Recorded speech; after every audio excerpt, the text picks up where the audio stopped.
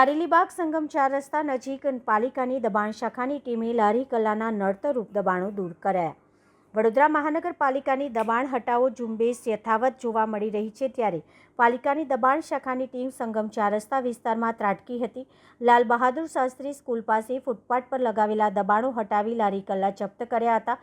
રાત્રિના સમયે દબાણ શાખાની કાર્યવાહીથી લારી ધારકોમાં પણ ભાગદોડ મચી ગઈ. દબાણ શાખાની ટીમે આશરે 2 ટ્રક જેટલો સામાન જપ્ત કર્યો હતો. સંગમ 4 રસ્તા પાસે 4 રસ્તાની નજીકમાં આગળ રોડ ઉપર જે બધી લારીને કેબિનો લાગે છે એ દબાણ હટાવવાની કામગીરી આજે હાથમાં ધરવામાં આવી છે. હા, ખુરશી ટેબલ બધું રોડ ઉપર મૂકે છે, એ બધું આજે દબાણ હટાવવાની કામગીરી હાથ ધરવામાં આવી છે. 2 ટ્રક ભરીને સામાન જપ્ત કરવામાં આવ્યો છે. ચિરાગ શાહ, દબાણ શાખા અધિકારી.